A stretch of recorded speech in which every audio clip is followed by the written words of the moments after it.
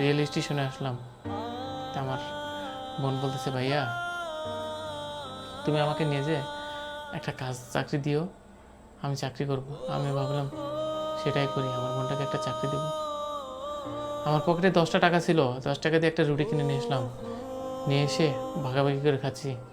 ছোটোবেলায় বাবা যখন বাজার থেকে কোনো কিছু নিয়ে আসতো, আমরা দুজনে ভাগাভাগি করে খাইতাম, একলা খাইতাম না। আর আজকে 10 টাকা দিয়ে রুটি নিয়ে এসে সেই কবে খাইছিলাম ভাগাভাগি করে, আজকে ভাগাভাগি করে খাচ্ছি। এমন সময় বাসা থেকে আমার ফোন আসে। আমি কিছু বলার আগেই আমার বউ আমাকে বলতেছে যে বাড়ি ভাড়া দিতে পারি নাই, এই জন্য আমাদেরকে বাসা থেকে বের করে দিছে। আমি আমার বাবার বাড়িতে আসছি, তুমি নতুন বাসার ব্যবস্থা করো তাড়াতাড়ি। আসলে আমিও তো নতুন বাসা খুঁজতেছি অনেকদিন ধরেই, কিন্তু পাচ্ছি না। এই বলে আমার বউ ফোনটা কেটে দিল। আমি ভাবলাম আমার বোনটাকে নিয়ে একটা চাকরি দেবো নতুন বাসা খুঁজে। এমন সময় আমার বউ আবার ফোন দিল, দিয়ে বলতেছে আমার ছোটো ছেলে নাকি বাথরুমে ঢুকে পড়েছে, মাথা ফেটে গেছে, টাকা লাগবে, তুমি তাড়াতাড়ি আসো। আমি ফোনে কথা বলে এসে দেখি আমার বোনটা ঘুমিয়ে গেছে। আমি আমার বোনের কাছে একটা চিঠি লিখে চলে যাই, বোন আমাকে তুই মাফ করে দিস, আর তুই ওই বাড়িতেই যাস, দেখিস ওদের রাগ করে গেছে এতক্ষণ, হয়তো ওরা তোকে আবার মেনে নেবে, তুই এই বাড়িতেই আবার থাকিস। এই বলে আমি চলে আসলাম। চলে এসে একটু পরে খবরে দেখি রেল লাইনে একটা মেয়ে মারা গেছে, চেনা যাচ্ছে না। কেউ বলতেছে সে ট্রেনের নিচে লাফ দিছে, আবার কেউ বলতেছে যে হাঁটতে পারে নাই, হাঁটতে যে ট্রেনের নিচে পড়ছে। আমি ছুটে গেলাম, এক ছুটে যেয়ে দেখি যে আসলেই মুখ দেখে চেনা যাচ্ছে না। তখন আমি একটু সান্ত্বনা পেলাম, আমার বোনটা হয়তো বা স্বামীর বাড়িতে ফিরে গেছে, এখানে হয়তো বা নাই।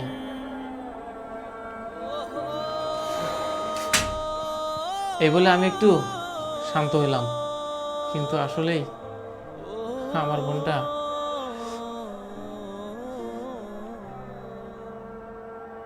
আছে কি না এটা আমার মনকে শিওর করতে পারতেছি না, চেনা যায় না। এমন সময় আমার মনে পড়লো আমি আমার বোনটাকে যখন দেখতে গেছিলাম, কম দামে একজোড়া নুপুর কিনে নিয়ে গেছিলাম।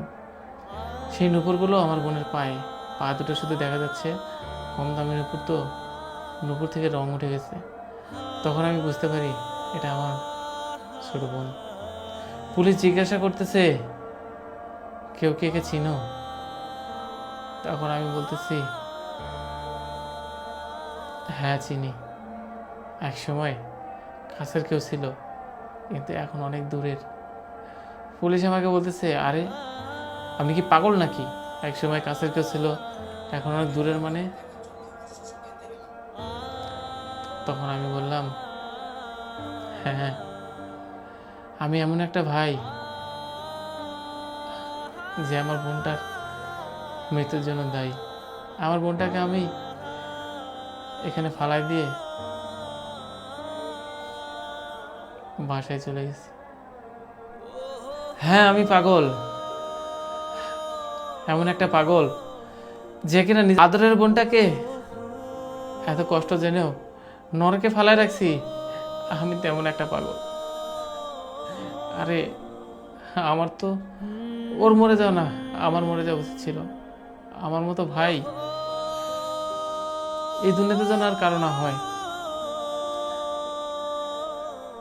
এই বলে আমি আমার বোনটার ছিন্ন বিচ্ছিন্ন দেহটা নিয়ে গ্রামে চলে গেলাম, আর কাঁদতেছি আর বলতেছি আমাদের এই গ্রামটা কত সুন্দর ছিল, যখন আমি আর রিমঝিম একসাথে খেলাধুলা করতাম, তখন এসব কিছু ছিল না, ছিল না কোনো হিংসা, কত না আদর যত্নে আমরা বড় হয়েছি। আর আজকে আমার সেই আদরের বোনটা কিনা খাবার অভাবে আজকে রেল লাইনের তলে পড়ে মারা গেল।